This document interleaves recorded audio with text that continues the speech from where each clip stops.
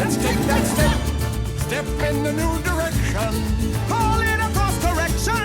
Step after step until we can pass the baton. And step by step, as we keep stepping upward, no one will think it's awkward when we at last move on. Well, this material is actually different from all of the other animated movies I've worked on. This defies formula because it really is about the architecture of the heart and this emotional situation.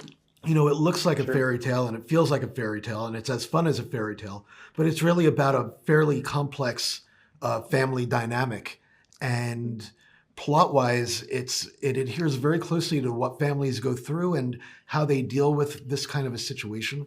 And so we had the challenge of taking the familiar fairy tale language and making it work for this new real-life situation, this allegory that's been created. And it didn't feel like repeating ourselves at all. It felt like a whole new set of challenges that we had to figure out and solve. And also, anytime I start a project, I want to go, what is the world, the musical world of this project that is unique from others that I've worked in, world.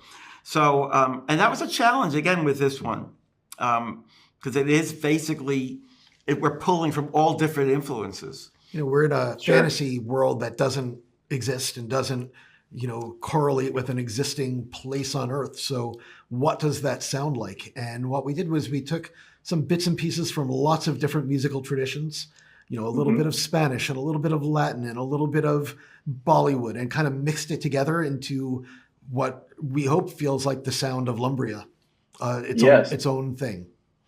Yeah, and I think that what you're saying is probably why it feels so unique and feels so different, because you have all these traditions, like you're saying, sort of mixed together.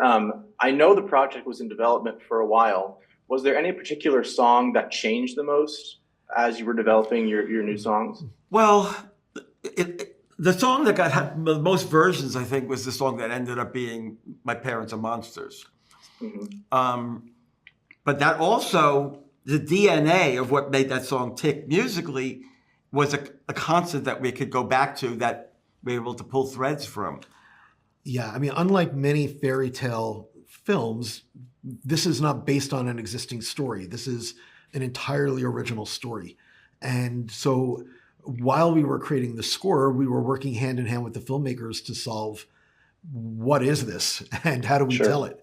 And yes, as Alan said, that opening number went through many different versions because so many different ways we could have started. And it took a while for us to figure out the most effective way is to start in media res. The story is already happening and Elian is just plunging us right into it with her so that we could feel it viscerally the way she is. And, it took us probably over a year and a half to reach the point where we realized that was the way into the story. Well, and because initially that was the second number. There was a first number called Once Upon Another Lifetime, which was all the backstory. And, traditionally you think, set up the backstory before you get to that.